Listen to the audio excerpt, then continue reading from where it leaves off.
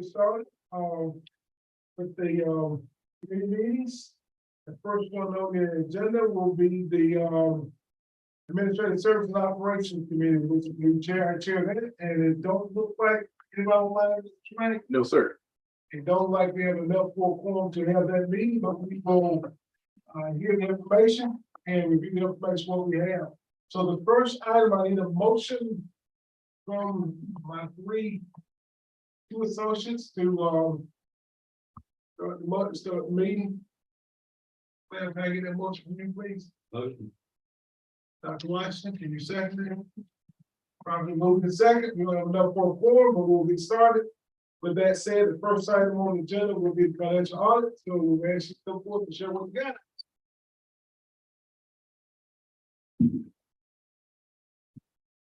All right, good evening, board members. Dr. Ellis, good to see y'all again. I guess everyone's had a chance to review the audit report. I think you should have received an electronic copy, and y'all should have a hard copy there in front of you. The financial statements cover two main sections that we're going to talk about. The financial. Sorry to interrupt. That's all right. Excuse me.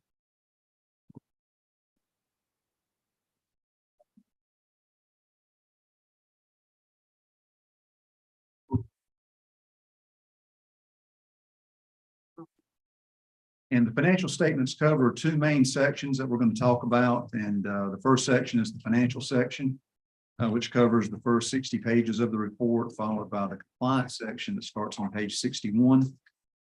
So if you would, let's turn to page 13 and we'll look at the district's governmental fund balance levels as of June 30th. And I'll point out as you're turning to page 13 that on pages 1 through 3 is the financial statement opinion letter.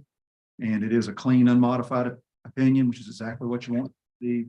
And that basically means we feel as though all the amounts and disclosures are reliable and free from any sort of material misstatement. So on page 13, you've got the balance sheet of the district as of June 30th. And we'll be looking at the first column to start with, which is your general fund. And you can see there at the top, the district had cash and cash equivalents of right at $10 million on June 30th.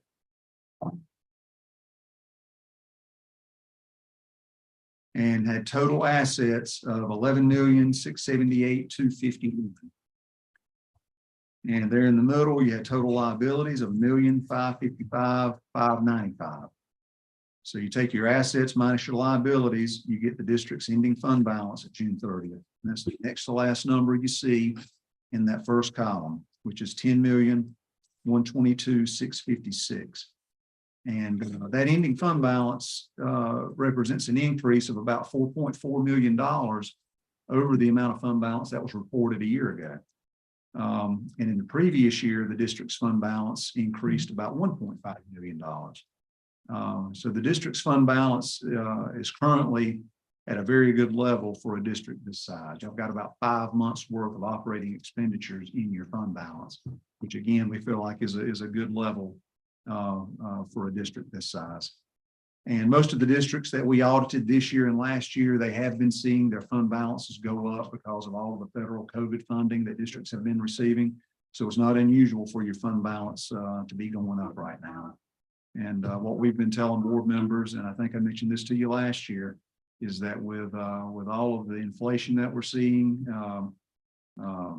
you've got retirement costs are also going up, healthcare costs are going up. It's good to build up those fund balances right now so that you'll have it to rely on when the federal COVID funding expires in a couple of years. Very well may need it to fill any kind of budget gaps that may come up. So again, I think it's a good thing that you've got that fund balance. We know what without that. Hard to say. I mean, technically, you're not supposed to be supplanting with that COVID funding, but I think it's just, you know, the way it's worked out. Like I said, about every district we go to has seen their fund balance go up. That's the question.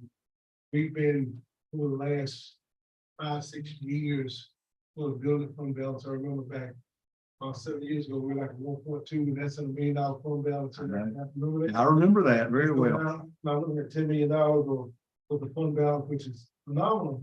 And looking at about 23% of it may be because of COVID.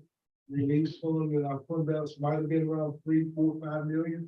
And that's not bad either, Right. based on what we paid back. That's right. That's right. And if you go back and look at the last time, the last financial crisis we had back in 2008, 2009, if you go back and look, a lot of districts, their fund balance went up from like 2008, 9 up until about 2013. Because what did the government do? They gave, remember all that, it was called ARA funding back then.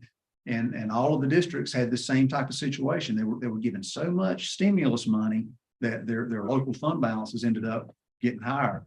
And then in 2013, when that ARA money expired, that's when districts had to start relying on that fund balance they'd built up. And if you go back and look, a lot of districts, their fund balance went down from 2013 to 2019. And now it's starting to go back up again with the stimulus money that districts are getting. Yep. Y'all were. And if you read across on the total fund balance line, state public school fund and federal grants funds, both of those show zero fund balance, which that's normal. Y'all spend those funds in the year that you receive them. The restricted revenue fund had an ending fund balance of $3,710,307. And most of the revenues that flow through this fund, they are restricted for various grants and programs. There is some unrestricted revenue that flows through there as well for indirect cost and items like sales tax refunds, but the majority of it that flows through there is restricted. Your capital outlay fund had an ending fund balance of $577,444, and that fund balance is restricted for capital outlay purposes. And the individual schools combined had an ending fund balance of $1,265,695, and that basically represents the ending cash balances of all the schools in the district combined. So What's the average of having schools that think that 1.2 million? We how many schools?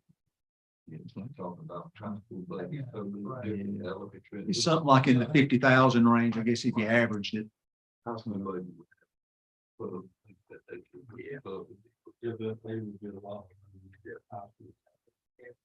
Yeah, say it's different. I'm just trying to get a comparison of what it looks like for. And that amount, it's up about 141,000 over the previous year. So all the schools together, they added about 141,000.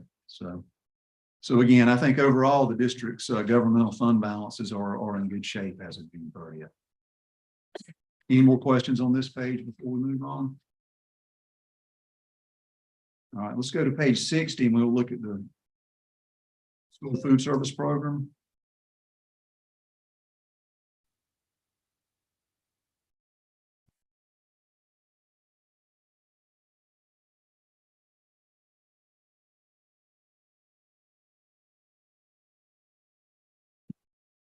Page 60 shows the revenues and the expenditures of the school food service program for the year ended June 30th, 2022.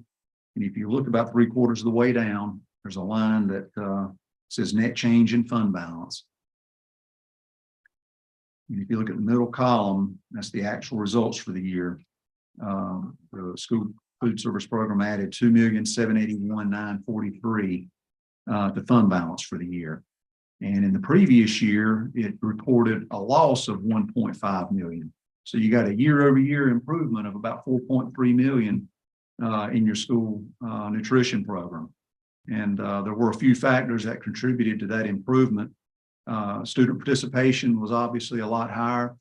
Students were back in the classroom for all of the 2022 year. So you had a lot more participation. All students were eligible for 100% federal reimbursement due to COVID.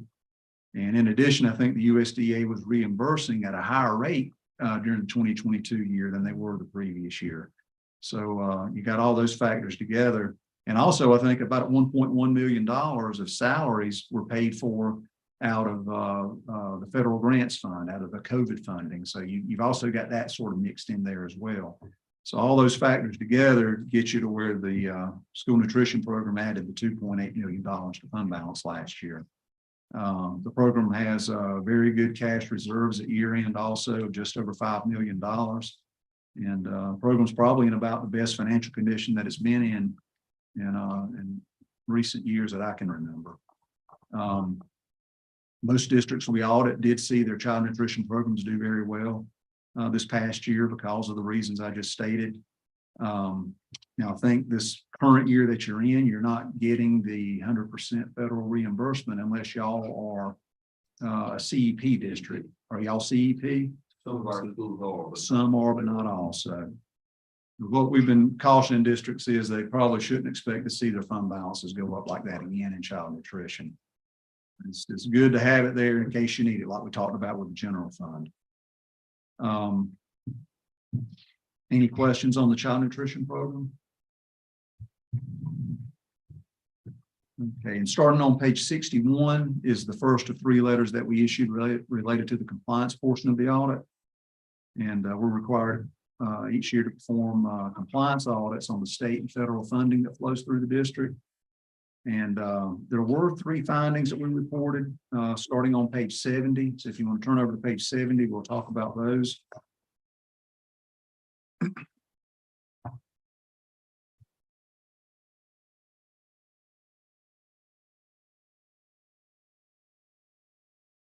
And there in the middle of the page on page 70, you've got says finding 22-01.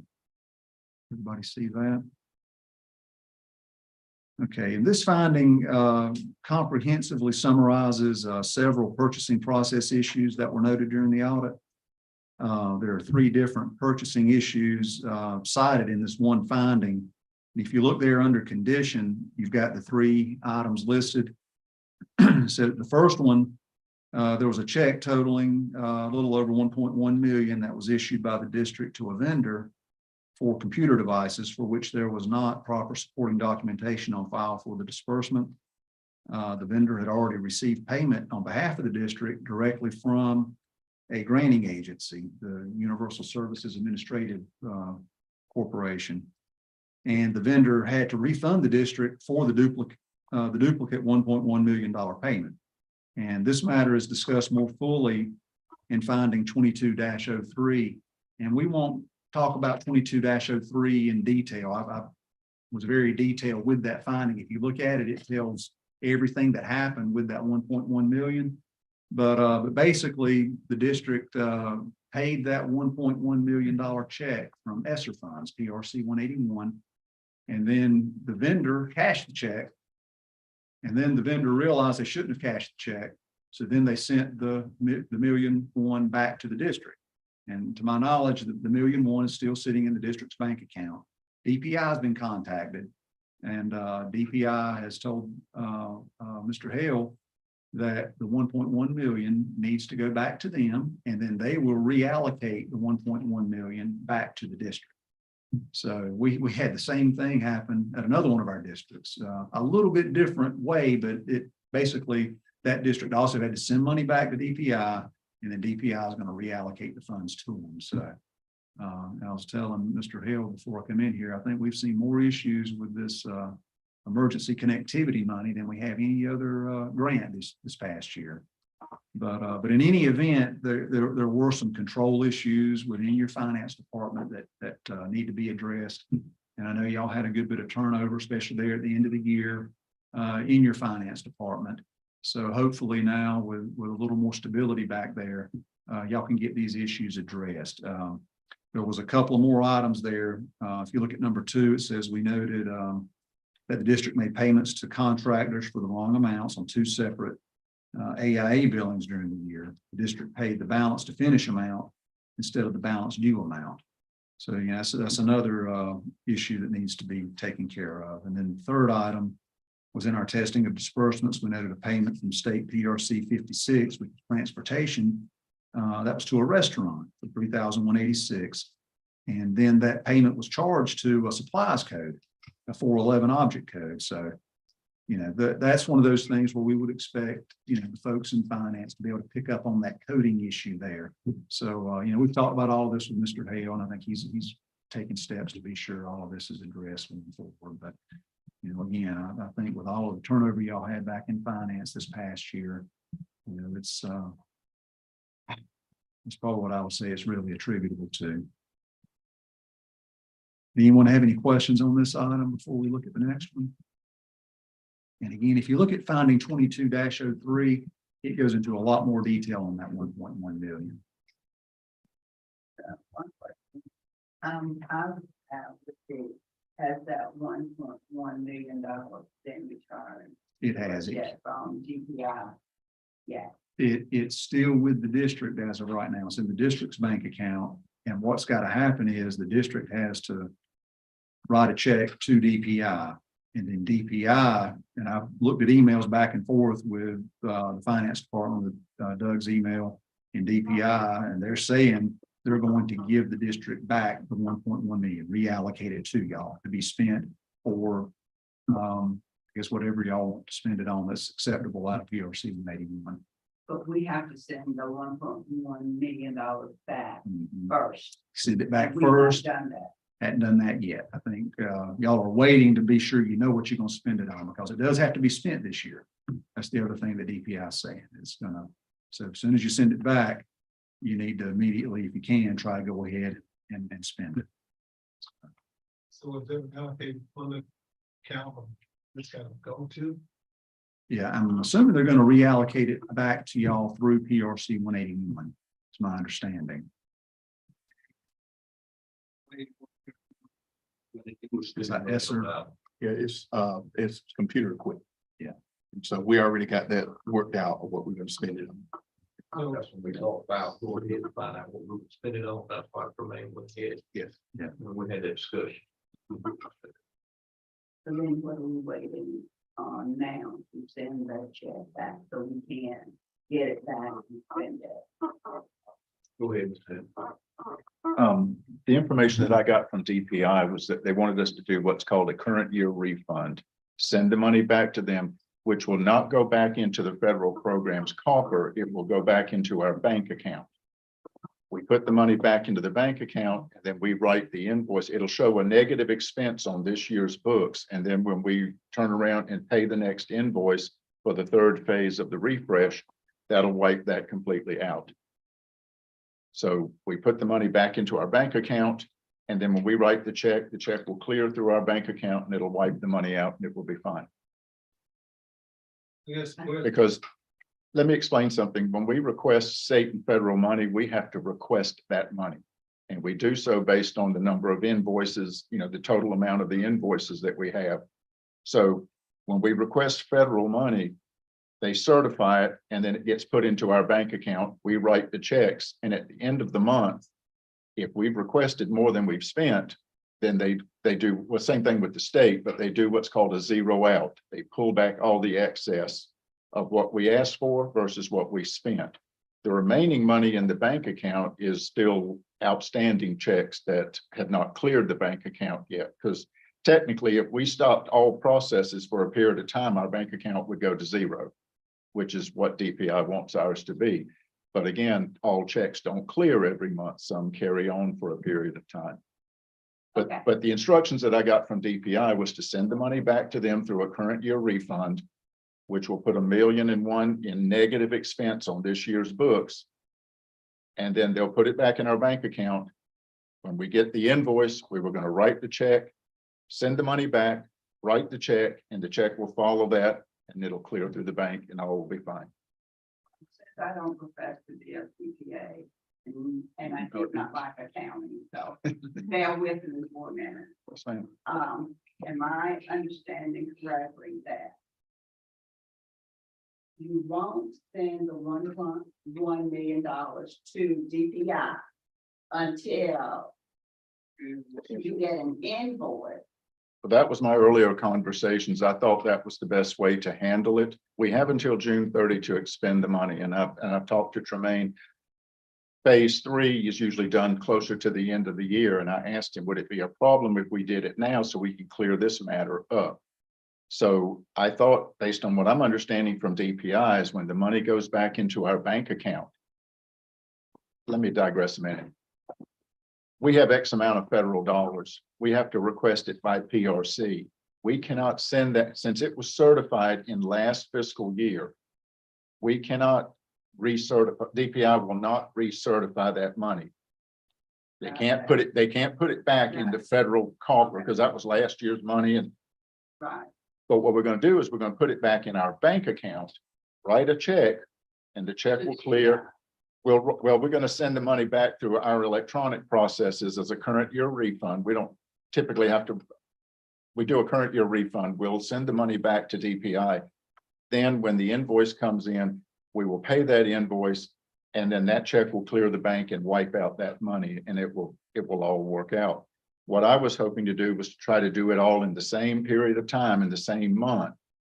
Because I was concerned if there was going to be any effect of this, as I mentioned, the zero out, if any of that money by some means would get taken out of our bank account, which I did not want to happen.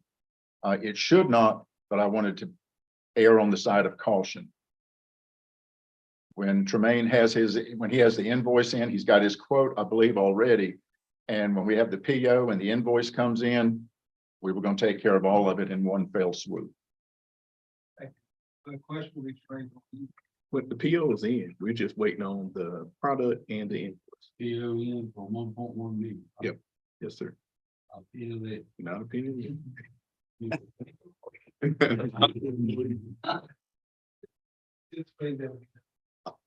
It's done. I'm just waiting on the product to get here.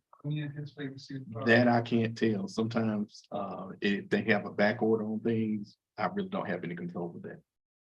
So, but within the next month. So by the end of this. Before the end of the school year. No, before the end of, yeah, absolutely. We're not paying for what we get, right? That's correct. Yes. Oh, absolutely. We're not going there. No.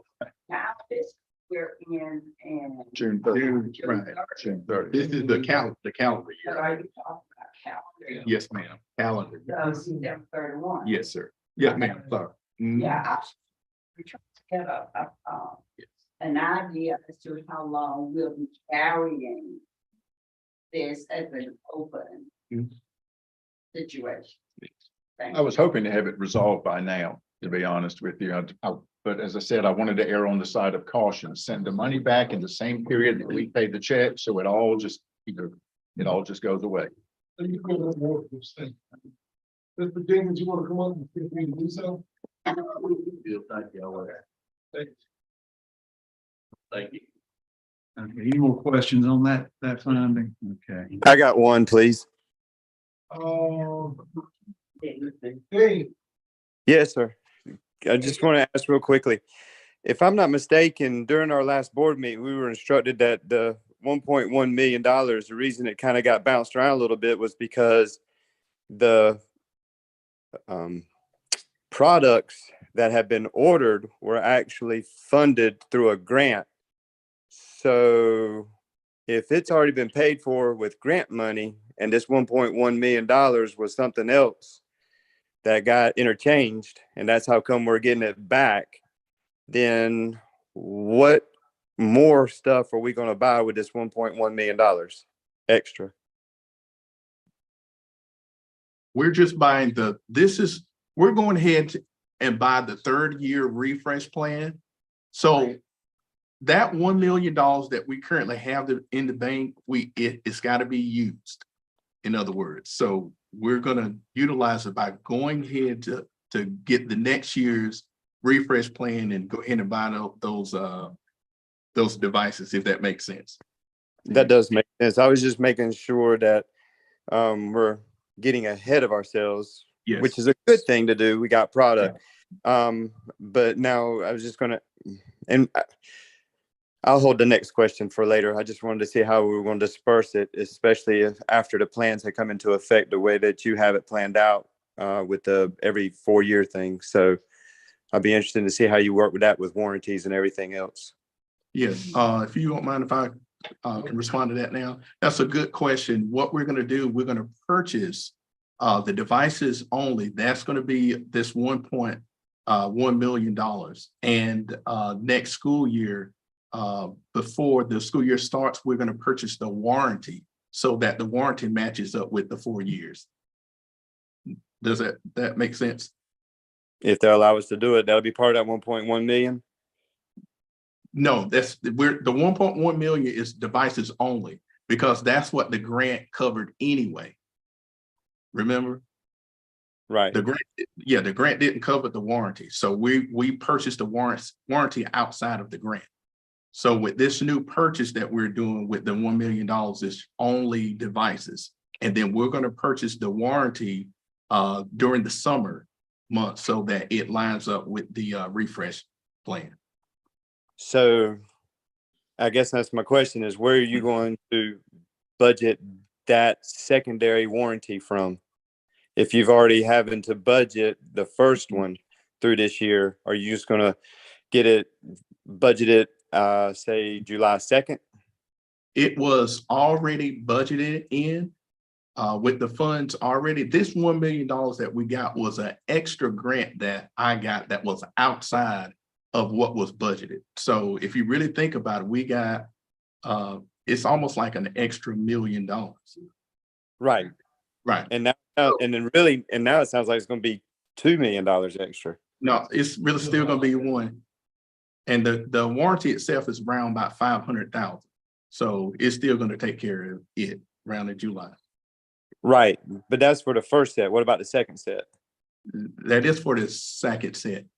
The first set is already, first and second set is done, but the third set is what we're talking about.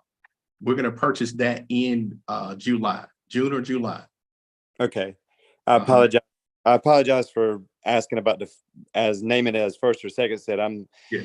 What I'm saying is this last set here that you're going to pay with once DPI gives us the $1.1 million back in the transaction. Yes. Where are you going to get that $500,000 for those warranties? Okay, that's budgeted already through ESSER funding. We budgeted for a whole 4 years, remember, from the beginning of it. So $1.1 million is only the device itself, if that makes sense. Yes.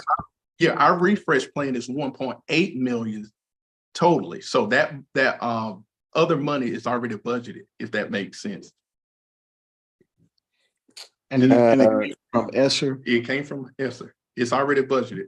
So actually, if you look at this, is something we've already budgeted. It's We already had a budgeted. Conversation about where it is, so we can go back and look at the funding where we say it's coming from. Absolutely. We about to, Mr. Ed, we already had that discussion. Yeah. So we can go back and look at the budget that we've already agreed upon. I think. It was 2020. Yeah, we received money. Yeah. And I'm good with that. I was just making sure that since this appears to be an extra 1.1 million for more devices, now that we're going to go ahead and do a year 3 within year 2, then we have that looks like to me that's a surprise for the year, and buying warranties wouldn't have been part of the original budget because this is now a surprise mid-budget, and that's how come I'm just making sure that we're taken care of, and it's nothing that is going to catch us off guard come June or July. That's all. Yeah, thank you, Ms. Ezra, but actually it's not a surprise because basically we've been talking through this process.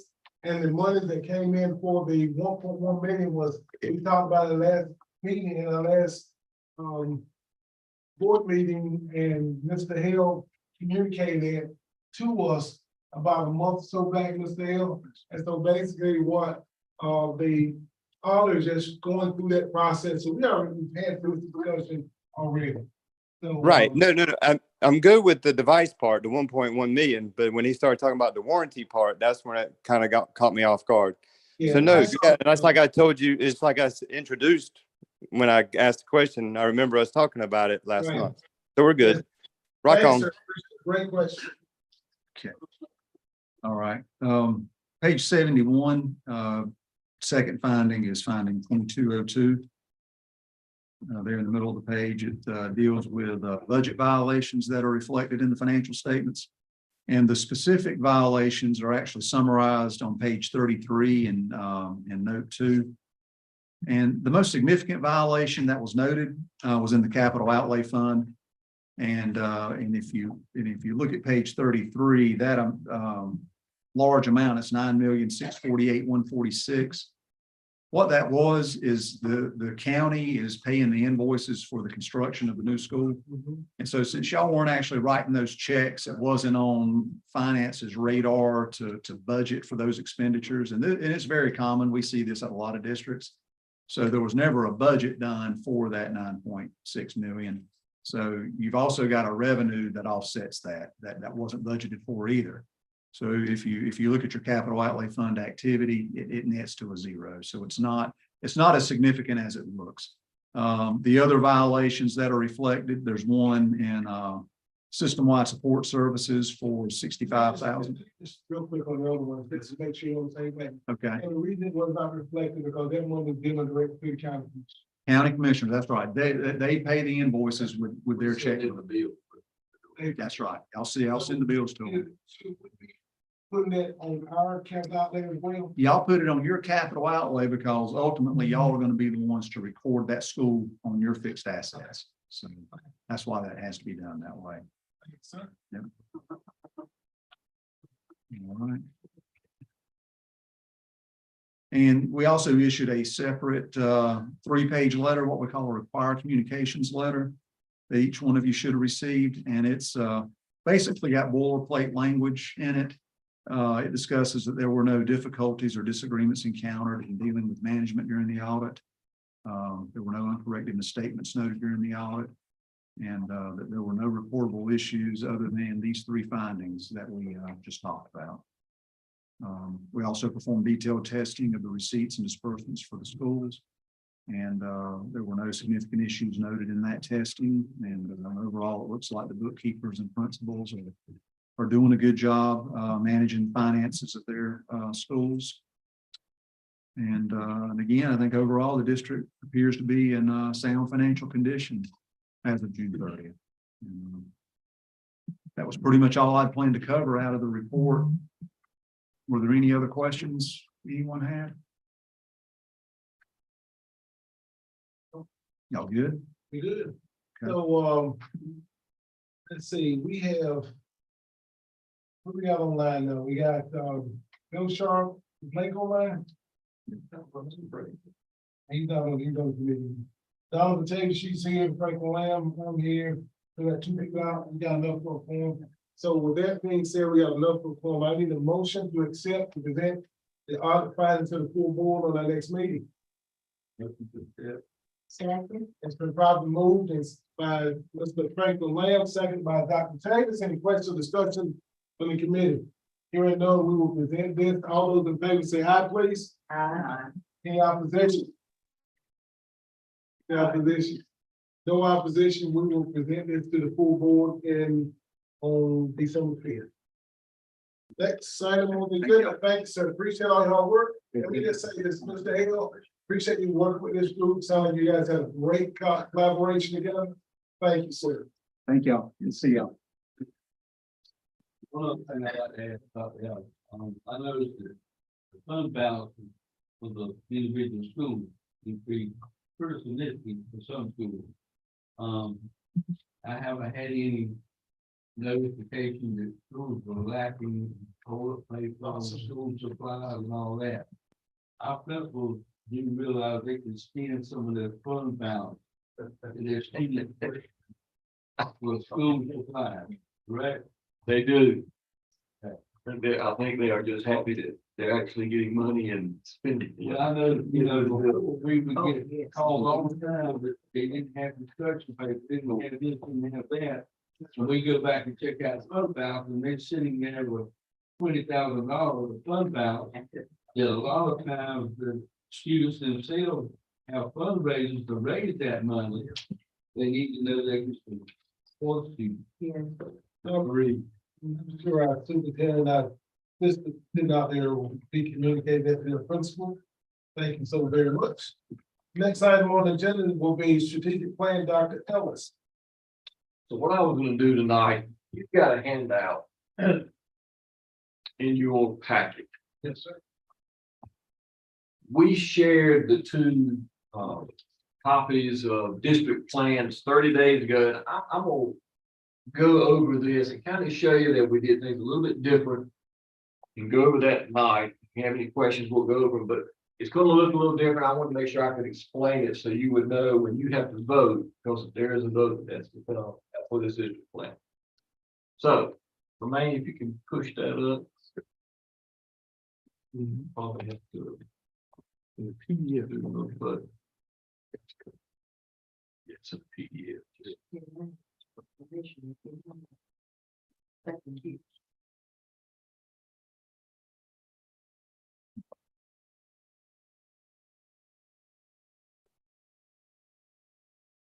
I'm going to the first page, so I'm not gonna, the next, I'm sorry. So really the agenda is, we're just gonna talk about strategic plan and really what's the purpose. Talk about two platforms tonight. One's the InStar, we'll go to that. One is the new one that we are creating for the strategic plan. We're gonna talk about the local form requirements, 30-day feedback window. We'll talk about feedback, definitions of InStar, because like I said, it is different. Then the strategic plan overview, then InStar indicators, how we're gonna measure this, and then how we created consistency across the district, which is what we were wanting to do, and a timeline going forward. And if you have any questions, just, just ask us then, but this is just gonna look good. I'll put it that way. Next slide. So what you're gonna see is the strategic plan, and we kind of try to figure out, so how we're gonna do it this year, which is a little bit different. So we wanted to provide a focus for improvement. We wanted all stakeholders to have a voice. We wanted to be able to track the progress. We wanted to make sure the framework we were developing was changed, that we were creating a change. And then we wanted to create a system of accountability, top down and down top. Everyone has accountability in their strategic plans. And when we talk about school improvement plan, it'll be about the same for district. And then we wanted the fourth leadership to look at the root causes, which means we're going to be looking at this plan every month, and we'll show you what that looks like later. And then really just to try to understand our why. So why in the world are we doing strategic plan? All right, next slide. So what you're going to see first is the InStar platform, and this is the one that DPI requires us to use. So most districts are using the InStar platform. It's about continuous improvement. It's about transparency. A parent can go online at any time, have a guest login, and they can look at any school in the state that has InStar on it. They can find out their goals and they can track it in real time. Next slide. And I think Ms. Nancy Smith went over this a month ago. We released our InStar, we released our preliminary plan 30 days ago. So you were to look at it, the board was looking at it, stakeholders were allowed to view the plan, make any improvements or additions that they wanted us to add. So it was up there for 30 days. After the 30 days, the next board meeting, you're going to vote on our plan. And then what we do is we hit the button on InStar, is what we call it, and it loads up from the state. State knows that we have a district plan in InStar. Next slide. Ms. Fiskus put this on the district website. It was under strategic plan. Parents were allowed to put in comments. We didn't have a lot, but we had enough that they were really talking about their individual schools. They talked about parent communication, but parents were allowed to go in and make comments. And what Ms. Fiskus did is she sent those comments to cabinet, but she also sent them to the individual principals of the school. We sent a message out to the families, and we just, like I said, we just put all this information together, then start to determine what we're going to release the plan that we need to change. Next slide. So you can see where it's at. It's under the plans of improvement. It's up here on the website. It's been there for 30 days. Next slide. Now, InStar. So if you were to go online and look at InStar, it breaks it down into dimensions, indicators, how it looks like if it's met. So if the school wanted to say, instead of a D, I want to be a C, it would tell in their steps what they're going to do. They have action steps and they have a goal. They push this all in InStar and they upload theirs just like a district plan. But this is the way InStar works. And then you have a metric at the end where each school can determine by their goals, did they meet their goal? So this is transparent, you can see this, anybody can see. Every parent can go online. If I'm Southern National School parent, I can go online and I can read all the indicators. Now, through the year, leadership teams, faculty meetings, they will push in artifacts and say, we are meeting our goal for less suspensions. They can push in discipline data. So they can go in and track their progress. This is what Install will do. Now, but here's what you're gonna see this year. We are still using Install. We have to use Install because we're a low performing district. If you're a low performing school, you also have to use Install because that's the way the state tracks these schools. But as you can see to the left, Install is real clunky. I will use that word, that's a word. It's real hard to manage. It's hard to get online for a parent and see some of this wording because it gets real busy.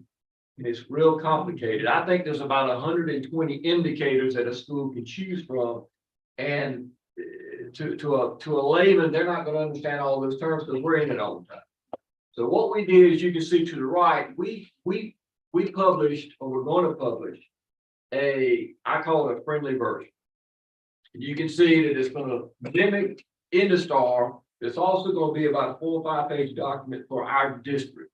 So that parents can go online and see, we can track it, and it'll be easy to manage.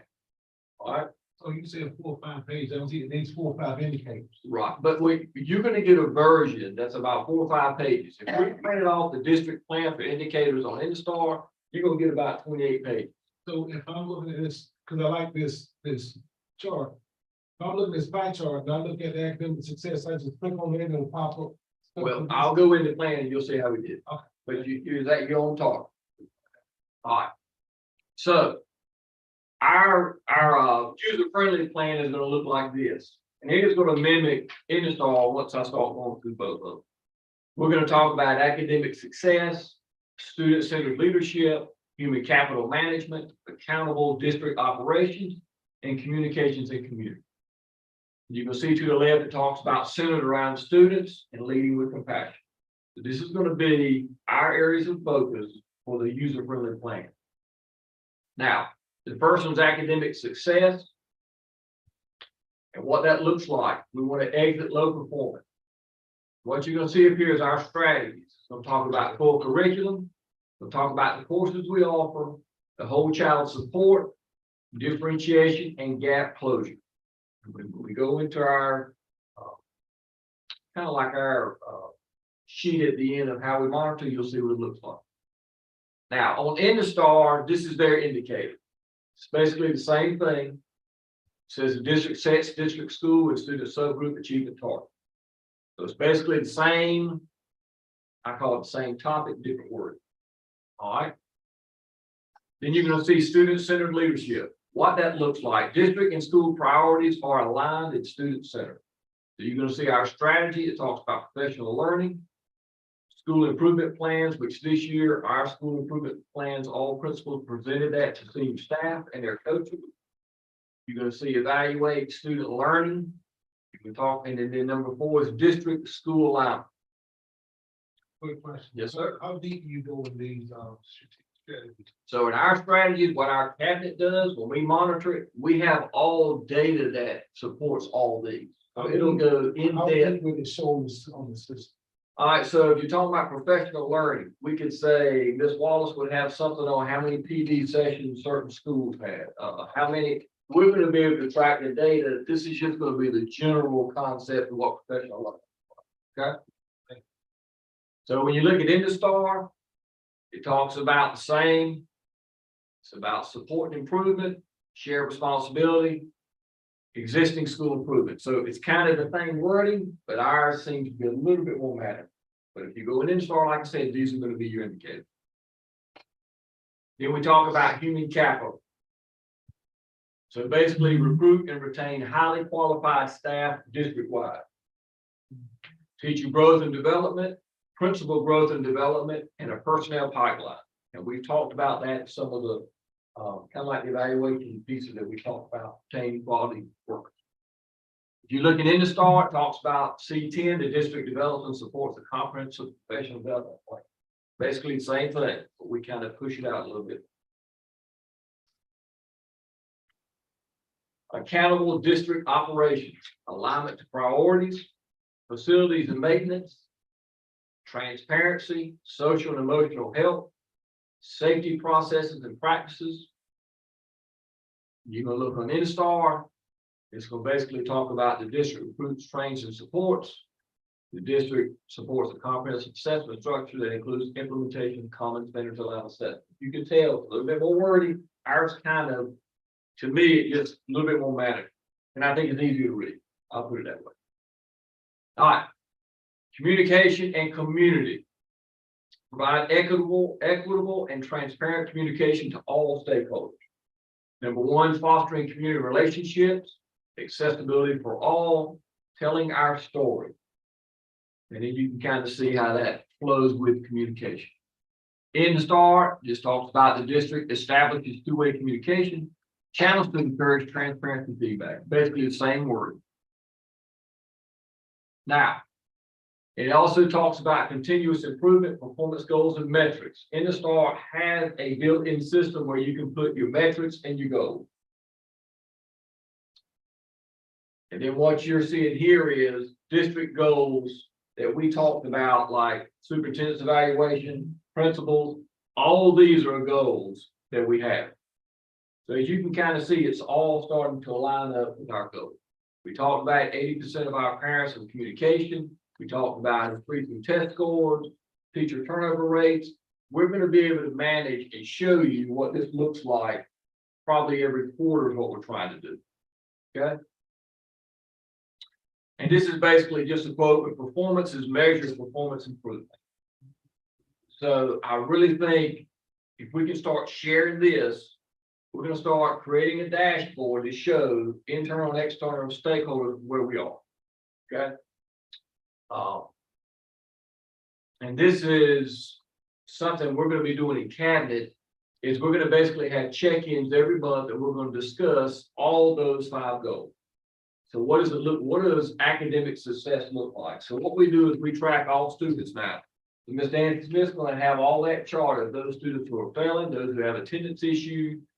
Dr. Farrow is going to have something on discipline. We're going to have all this data every month to start finding out. So where are we? Where's our temperature check?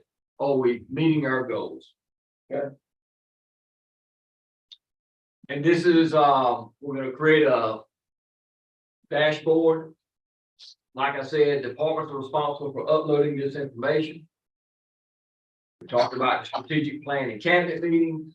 And we're going to adjust our plan. If we're not doing something correctly, we're not making gains, we need to talk about why.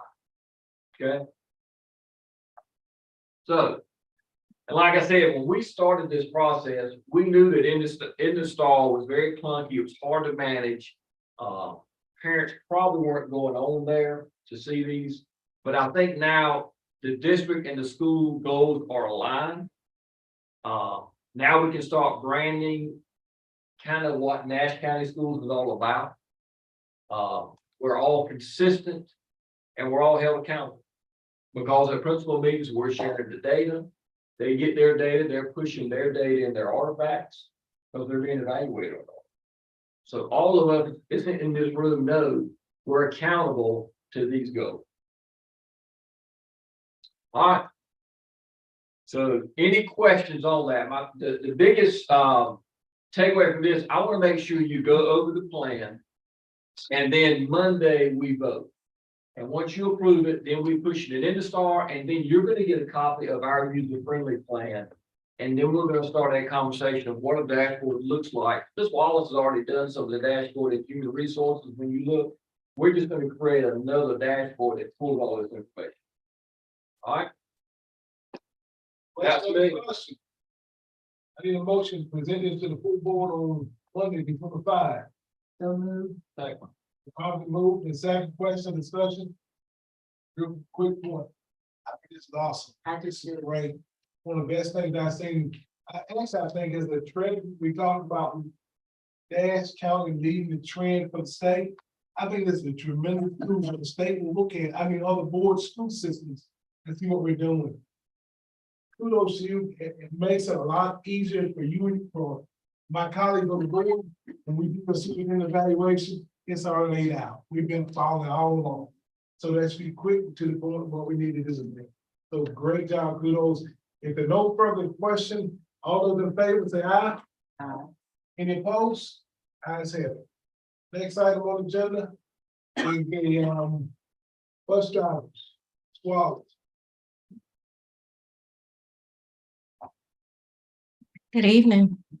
Hey, So before you, there is a presentation for transportation for a proposal for an attendance incentive. I am going to present this to you, however, Dr. Farrell may have to chime in depending on the nature of your questions. This incentive proposal basically focuses on bus drivers, full-time and part-time, bus monitors, full-time and part-time. These are the group of people that will be eligible to receive this bonus if it is approved. The rationale behind this attendance incentive bonus for transportation members, it is due primarily to the unsuccessful recruitment efforts, delays with DMV and CDL driving classes, current vacancies. We do have about 18 driver vacancies. We do have 3 mechanic vacancies. We would like for this to be paid at the end of the pay period of December 2022. This plan is also designed to assist with transportation shortages, eliminate absences of drivers and monitors during the month of December, and ensure that students are in school for their EOC testing dates. That comes around the mid or end of December. The criteria to receive the payout, they must have perfect attendance during the month of December. They can't have any late arrivals or early departures. And they also must be active current employees of Nash County Public Schools, which means if they are on a leave of absence, FMLA, disability, workers' comp, and or substitute, they will not qualify for the bonus at the end of the period. We have worked with finance to come up with an amount that we feel that we can accommodate. An incentive amount will be as listed. We have 64 full-time drivers, $250 stipend, which will estimate about $16,000. We have 22 full-time monitors, the stipend of $250, that would estimate about $5,500. We have 48 part-time drivers, stipend of $150, that would equate to about $7,200. And we have 7 part-time monitors with a stipend of $150, which will equal about $1,050. Grant gives us a grand total of about $30,000 that we will pay out for this incentive bonus to inspire and encourage all of our drivers and monitors to report the month of December. Are there any questions? So I noticed this is for information only. Or should it be the action item? It should be an action item. So,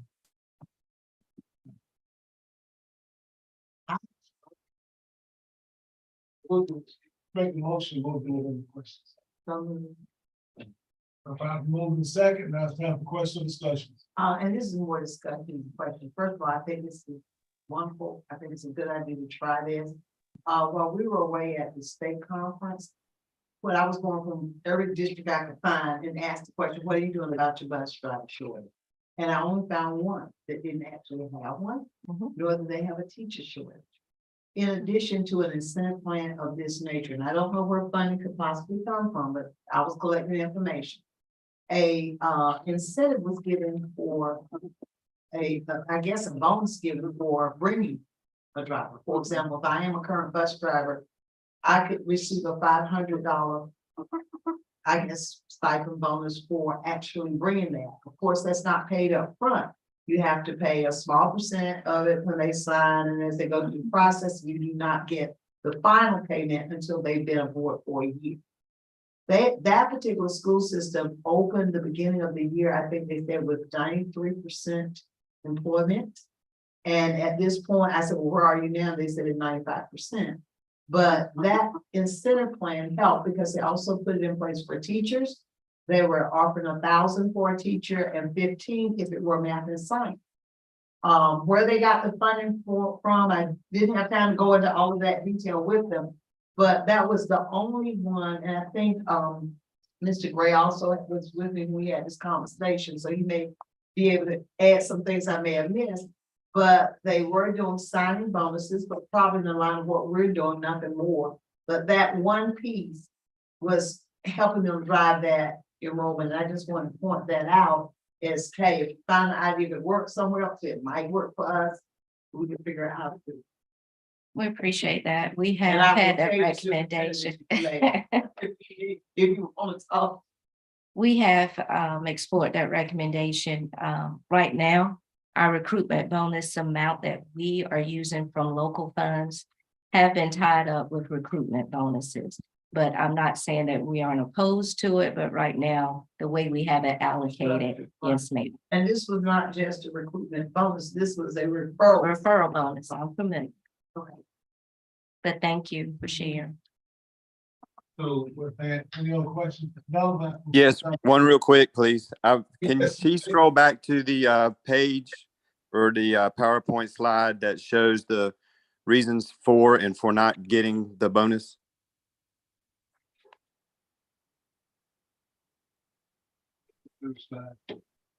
Mr. Rationale, yes. Then when you look up this thing. No, sir. There's the one that said something about they can't be late, they can't. Yeah, There it Okay. So I got a question about that. So if they have one late arrival, they're not eligible? And when we talk about late arrivals, it's in terms of maybe I had a doctor's appointment that morning and I can't drive my morning route. It's not a case of like, maybe I overslept, the bus wouldn't start or something of that nature. Okay, I mean, I know this is just given the, the 50,000 foot view, and I appreciate that. I was just kind of wondering, because I'm sure there's going to be plenty of bus drivers that look at this and go, wait a minute, I have a late arrival, but it's only because I jumped on another bus to help out, and then that's late. No, they're And- driving. That's not the issue though, that we're, I think that's, that wouldn't be their fault, so we're not thinking. I think that's a great question, Mr. Edwards, and I think they'll spell that out when they talk about what that late arrival would be, so to be more specific. But that would be a question that would probably rise in my mind as well. So thank you. Anything else, Mr. Edwards? Nope, I'm good. Thank you. I do have a question on the incentive side of it. On that incentive side, almost $30,000. That 30,000, everybody was eligible, correct? So it's not likely you're gonna probably tell 100% participation or the eligibility for that. So that the actual dollar amount will be somewhat lower than what you see there. That's the max that you pay out. Yes, sir. It would be nice if we Yeah, it would could use it all. we would love to get it all out. So, about Doc says about recruitments and for the, if you, bring a driver, then you get paid to stop and going for that.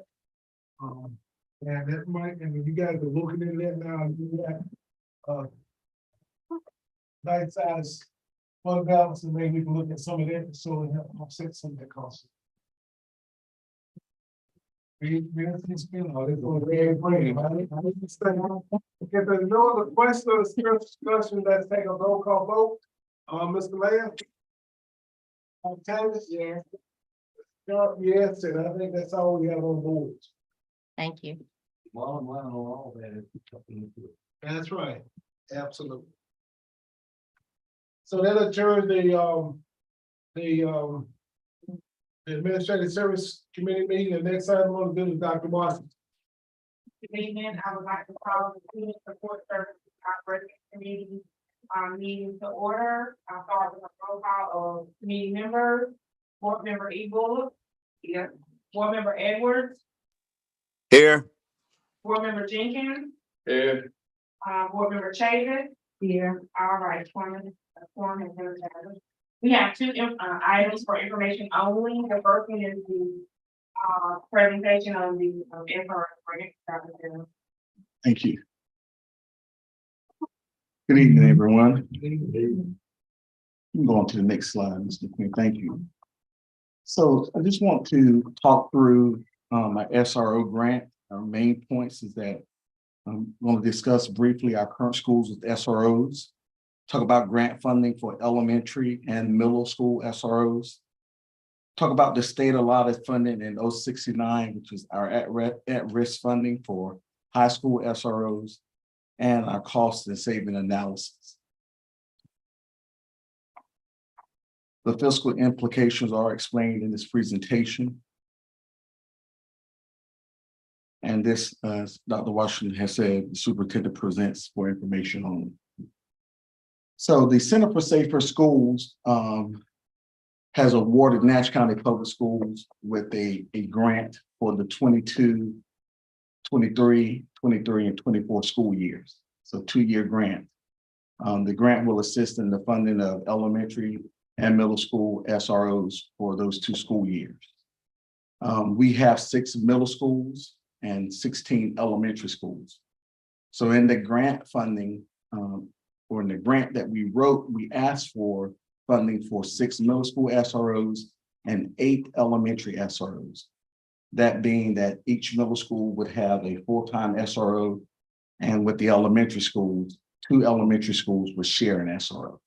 And that would be broken out between whether those schools rest in the city or if they rest in the county. If they're in the city of Rocky Mount would provide those SROs. If they're in the county, Nash County Sheriff Department would do so.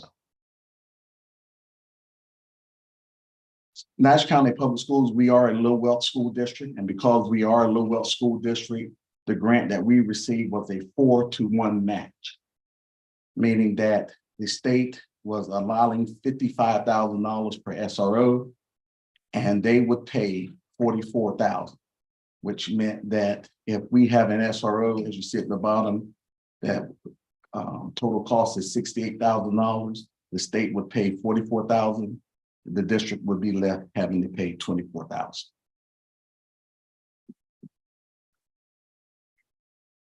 Currently, we have, you can see there, and I'm not going to read it out. I'll let you look at it. If you have some questions, you can ask me.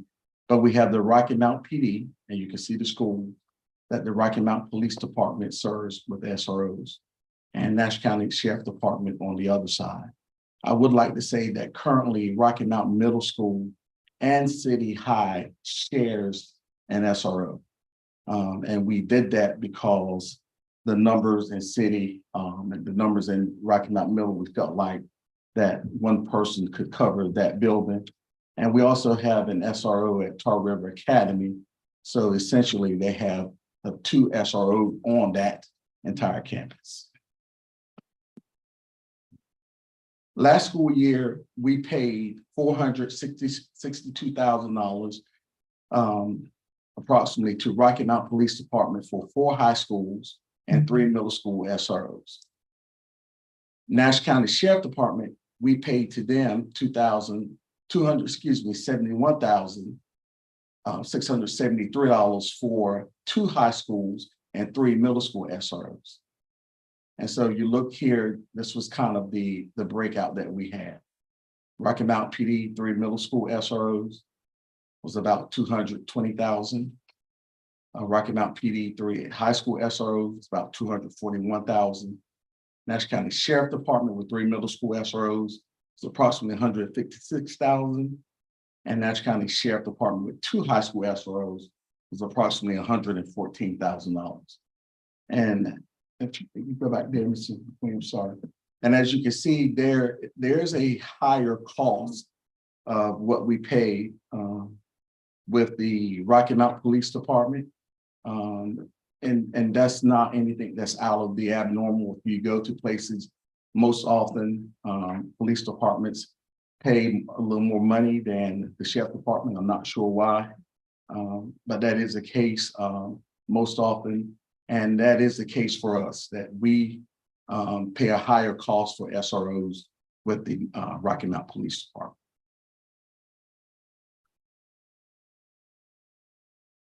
So here's some possible matches. Doesn't mean it would necessarily end up this way.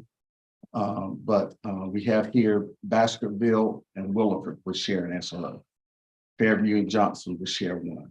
Wave and Englewood. And then the other SRO, because we're talking about 4 for the city, would be at Bienvenue part of the day. The other part of the day, that person would room. So they would go to a school that may not have an SRO that was there in the morning, or maybe went somewhere that afternoon. So they would just roam to the different elementary schools during that time. Also would help us when we have an SRO who's absent, that person would fill in once they perform their services at Bienvenue. And as we were speaking the other night, we would make sure that we kind of mix up, that it's not that a person would go to Baskerville every morning and Williford every afternoon. We would mix that up and as we're building that schedule. And if we look here for the Nash County Sheriff Department, a possible match was Hubbard and Spring Hope, Cooper's in Nashville. And because we have the situation going on with Red Oak Elementary School, Swift Creek, and Cedar Grove, when we actually spoke with the Nash County Sheriff Department, one of the things that they said is that if the grant comes through, we would like to have one person cover those 3 schools so that next year, once you make the move to the new Red Oak Elementary, we're not having to get rid of someone. For the remainder of this school year, once we're able to get this in place and going, there would be one officer that covered those 3 schools. Bailey and Middlesex would be the other one. And so for the sheriff department, you see there's a total of 9 schools, 4 SROs, but for the 23-24 school year, they would be down to 7, just like Rocky Mountain City School. Question about that, but when it does have. City department. And also, and to that point, Mr. Lamb, even though an SRO may not be on that campus at that time, schools still have access to either law enforcement agency as needed. It's interesting that it was terrible. I was out at, I think it was Middlesex even. The time I was there, there was an officer around camp was just walking out talking to the staff. I thought it was really commendable. Their presence in the place. And Spring Hope, Bailey, Middlesex, I know those departments, Nashville, they do a good job, as Mr. Lamb had mentioned the other night, making sure that they're visible and at schools, working well with our schools as well. They don't always get the recognition that the sheriff department and the police department get, because those are the ones that we have our SROs with, but they are present and in schools. Thank you, Mr. McQueen.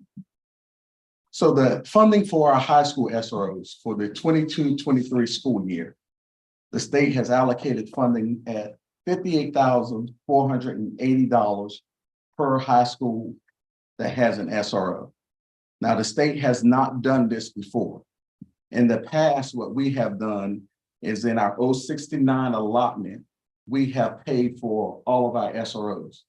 But the state this year said, we're going to go in and add a special line for SROs.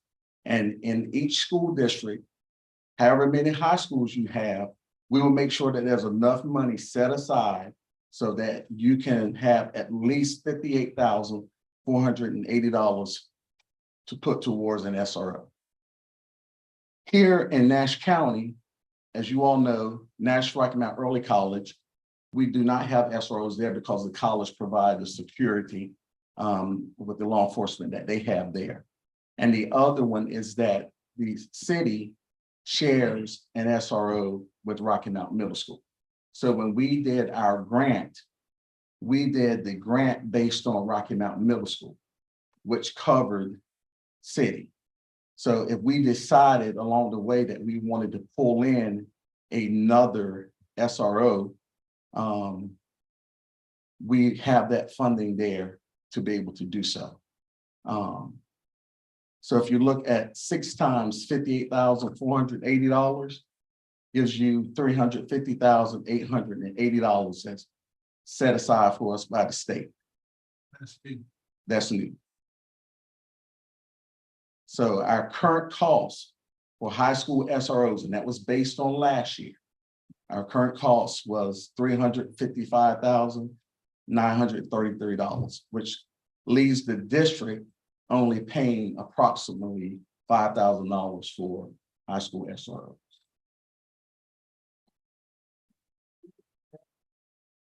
So, and I know you probably already talked through this, but that's funding that is reoccurring, I would assume. It's not a one-time deal for 2 years. 2 years. So So we look at once we establish this program, how do we maintain it? So I'm going to, there's some numbers, a little further down in the slide, you'll see it, but that would cost the district to maintain.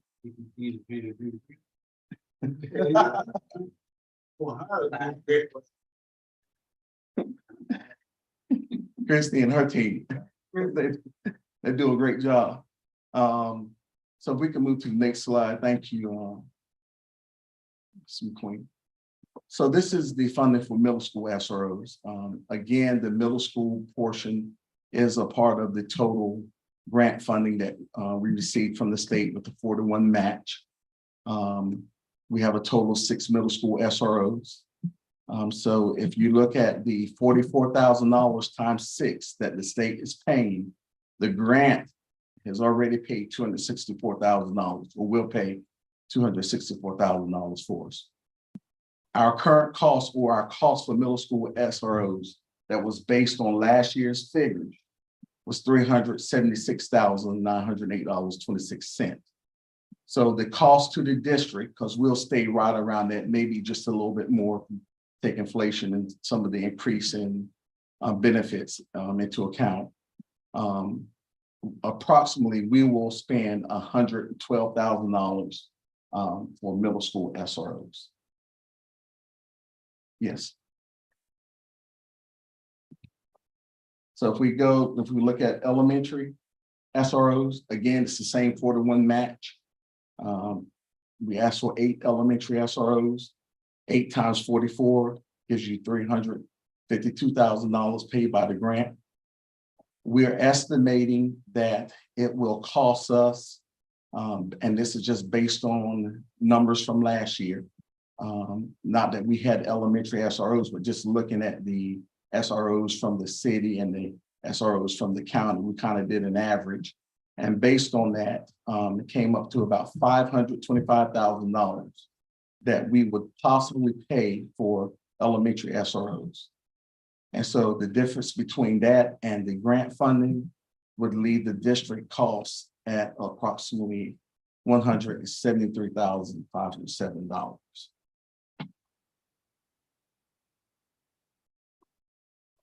So when we take a look at SRO funding that is not covered by the grant or monies specifically allocated for high school SROs that came from the state 069 at-risk allotment, paid from 069 during the 21-22 school year was $733,926.48.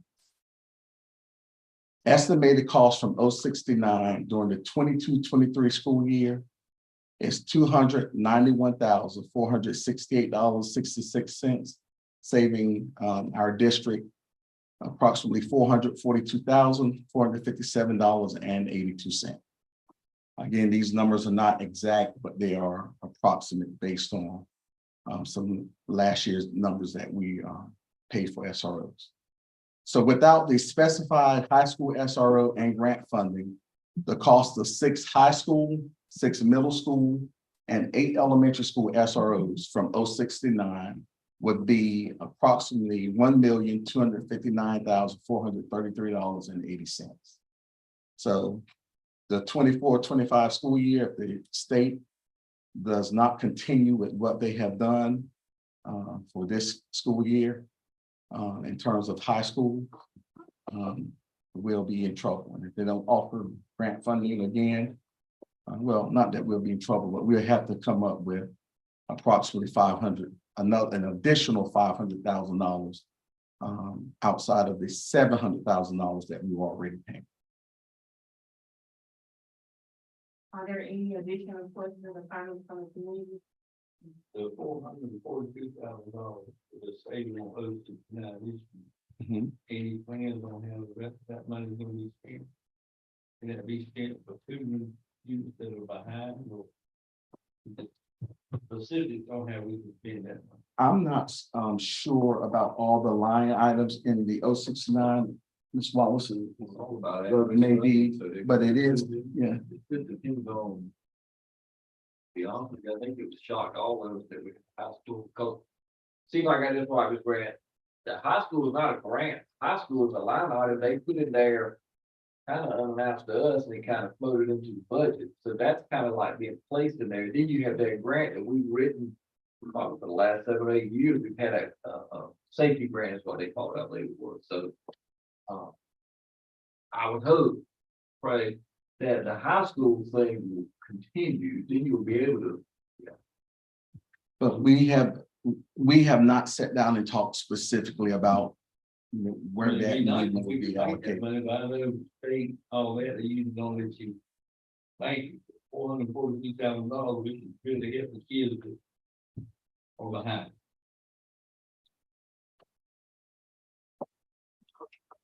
There's no further comments from the committee. There's another item for information on the safety timeline verification.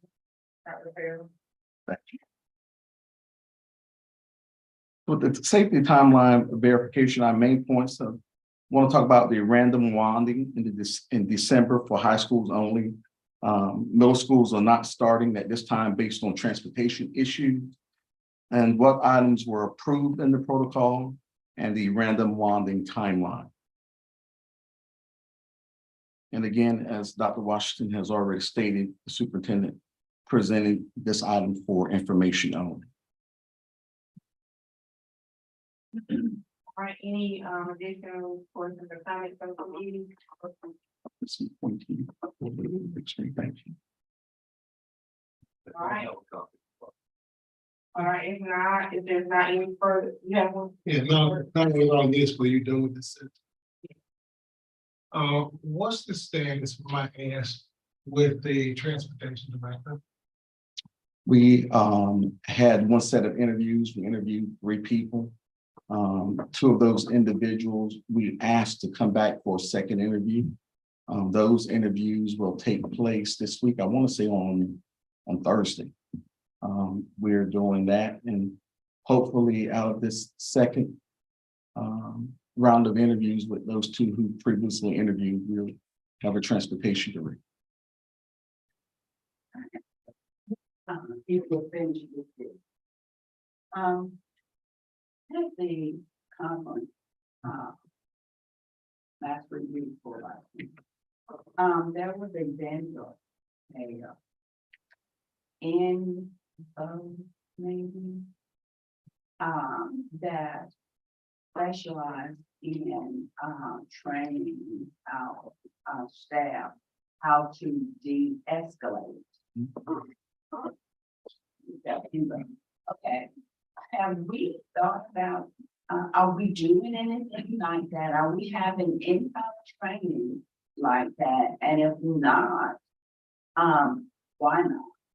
So one of Because I think that, I'm sorry, no, please go ahead. because, that would help with our suspension rate if we were trained how to de-escalate the situation before it actually got unmanageable. So actually, before Mr. Hopkins had come in December of 21, before he took over, Mr. Lick and I had actually talked about that as a possibility. When Mr. Hopkins came on board, it was something that he brought with him as well that he really wanted to do. So he reached out to Ms. Grant and her team. And at the beginning of the school year, when we were doing some onboarding and training, some other stuff, there were some of our monitors and bus drivers who participated in some training with her staff, doing some of the de-escalation. So it's not something that has grown to the point where it's systematic, but that is something that we want to continue to build on, to give that training to our drivers and to all of our drivers and to all of our monitors. Well, I'm also thinking about in the classroom. Oh, I thought you was talking about transportation. I'm sorry. Oh, no. So there are we have specific staff members who are trained in de-escalation technique. Most of those work within our EC classroom, self-contained classroom.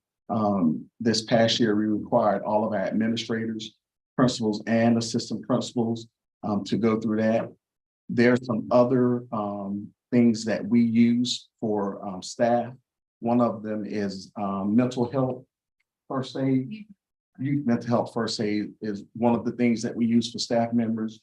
We also do some stuff around early childhood trauma and resilience. And then we also do some work with restorative practices. I'm thinking, and maybe I'm not on the right track, but I'm thinking that with that report that we've been talking about with the suspension and absolute suspension, those are for the most part things that happen in the classroom, is that correct? So when I talk to these people, my thought process was if we could get our teachers trained as to how to de-escalate, because sometimes the principal is not available. And sometimes the assistant principal may not be available. And by the time you send somebody to get them, things can be really, really bad. So my thought process was it would be great if we could begin a training session for a classroom teacher. So those three programs that I named, they are for our classroom teachers as well. But they're for specialized. No, they're not. The only one that was for specialized is the God, what do you call it? This grant? Okay. But normally our EC staff is the ones who we have taken through that training. And like I said, this year we made it mandatory for principals and assistant principals. But the other things that I named, those things are lined up for our staff. What we and Ms. Grant and I were just talking about this 2 weeks ago, is that what we have to be able to come up with is a plan on how we get all of the teachers in the district trained. And that within itself is a task. And so one of the things that we talked about where we need to start, because we kind of started this work right before the pandemic, and then the pandemic came in and things got shifted. And so we're trying to get back to seeing what schools, and when I say schools, I mean staffs, because D.S. Johnson, Fairview, Baskerville, Inglewood, and I want to say Benvenue. Those staffs, all of those 6 staffs have been trained in early childhood trauma and resilience. So you think about, and that happened, I want to say 1 year, 2 years ago. And so you think about the staff turnover that has happened in 1 year, 2 years. So there needs to be some more training there. But we were on that path, exactly what you're talking about, of trying to get in and train entire staffs for school faculties. What we have to do is try to get back to creating that plan. And that was one of the things that Ms. Grant and I, as I said, we started talking about last week, and as a focus for our team as we continue to work through some of the other pieces that we want to put in place. But I would love to see that information, because it might be something that could help us. Yeah. Thank you.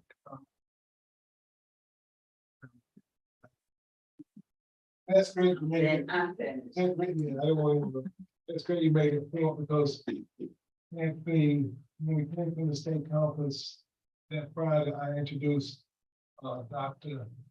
Carroll to one of the mental health guys who does a lot of work across the state.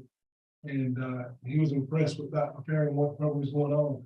But I had that conversation with those young ladies, and I had their cards for you, for them to reach out to you. They did some training in Tarboro, they did training in Raleigh, they did training all over. And it was interesting that he brought it up, and I totally forgot all about it, and then he brought it up. I'll give you their information and reach out to them. Okay. Further discussion from the committee or the other board members present, I'm gonna take a motion to adjourn. Is there a second? There a second? Oh, the motion has been moved, the property second, that's all. Meeting adjourned. With that said, if nothing else to hold the board's attention, the committee meetings are adjourned. Thank you very much.